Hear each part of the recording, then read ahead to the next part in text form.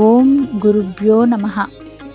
రమణానంద మహర్షి వారు కీర్తిశేషులు గూడూరి నరసయ్య నాగమ్మ దంపతులకు జన్మించిన 16వ సంతానం. కర్నూలు జిల్లాలోని కపట్రాల గ్రామంలో ఆయన జన్మించారు. చిన్నతనం నుంచే ఆయనలో అసాధారణమైన దైవభక్తి కనిపించేది.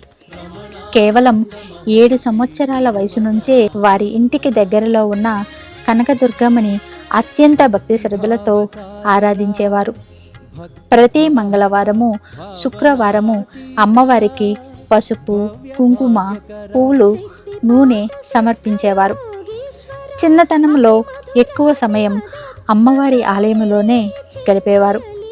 అక్కడే కూర్చుని చదువుకునేవారు. భజనలు పాడుతూ దైవనామ స్మరణలో మునిగిపోయేవారు. వయసు పెరిగే కొద్దీ ఆయనలో దైవభక్తి మరింతగా వికసించింది. తత్వ విచారణపై అపారమైన ఆసక్తి పెరిగింది. ఎందరో యోగీశ్వరులను, సిద్ధులను కలుస్తూ వారి సాంగత్యంలో ఆధ్యాత్మిక మార్గాన్ని అన్వేషించారు. ఆ ప్రయాణంలో కాల్వబుగ్గ ఆశ్రమంలో నివసిస్తున్న పూర్ణానందగిరి యోగిని మాతవారి సన్నిధికి చేరి ఆమెను గురువుగా స్వీకరించారు. ఆమె మార్గదర్శకత్వంలో ఆధ్యాత్మిక సాధన మరింత లోతుగా సాగింది. అయితే ఆయన జీవితంలో ఒక గొప్ప మలుపు 1994వ సంవత్సరంలో వచ్చింది.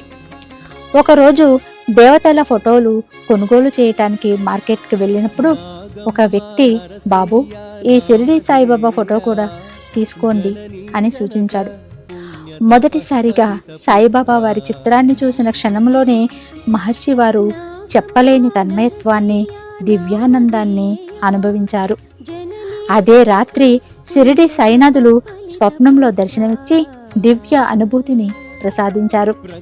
ఆ రోజు నుంచి షిరిడి సాయినాథులను పరమగురువుగా, పూర్ణానందగిరి యోగిని మాతను సద్గురువుగా భావించి ఆరాధించటం ప్రారంభించారు. తర్వాత వారి జీవితంలో అత్యంత దివ్యమైన ఘట్టం వచ్చింది. 1995వ సంవత్సరం జూన్ 29వ తారీఖున పూర్ణానందగిరి యోగిని మాతవారు శక్తిపాతం చేయగా రమణానంద మహర్షి వారికి ఆత్మ సాక్షాత్కారం కలిగింది. సుమారు 2.5 గంటల పాటు నిర్వికల్ప సమాధి స్థితిలో లీనమైపోయారు. ఆ తర్వాత కూడా 21 రోజుల పాటు అదే ఆత్మానంద దివ్య స్థితిలో కొనసాగారు. ఈ అరుదైన ఆధ్యాత్మిక అనుభూతిని గురించి గుర్తించి వారి లివింగ్ గురువైన పూర్ణానందగిరి యోగిని మాతవారు తత్వదర్శి, రాజర్షి అనే బిరుదును మహర్షి వారికి ప్రసాదించారు. తమ పరమ గురువైన షిరిడి సాయినాథుల సేవార్థం షిరిడి సాయి తత్వజ్ఞానామృతం అనే మహత్తర కార్యక్రమాన్ని సంకల్పించి 108 కేంద్రాలలో సాయిబాబా తత్వాన్ని ప్రజలకు బోధించటం జరిగింది. లక్షలాది మందికి శక్తిపాతం చేసి వారి జీవితాల్లో ఆధ్యాత్మిక జాగృతిని కలిగించారు. ఎన్నో వేల మంది ఆయన ద్వారా దివ్య అనుభవాలను పొందారు. శక్తిపాతం ద్వారా మహర్షి వారిలోని తపశ్శక్తిని గమనించిన వారు ఆయనకు శిష్యులుగా మారిపోయారు.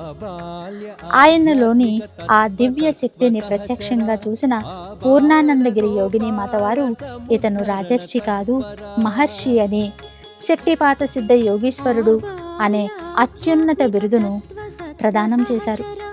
నేడు కూడా రమణానంద మహర్షి వారు వేలాది మంది శిష్యులను ఆధ్యాత్మిక మార్గంలో నడిపిస్తూ శక్తిపాతం ద్వారా కుండలిని శక్తిని జాగృతం చేస్తూ ఎందరో జీవితాల్లో ఆత్మజ్ఞాన దీపాన్ని వెలిగిస్తున్నారు. కొన్ని కోట్ల మందిలో ఎవరో ఒకరికి మాత్రమే లభించే ఆత్మ సాక్షాత్కారాన్ని పొందిన మహనీయులు నా లివింగ్ గురువులు రమణానంద మహర్షి వారు.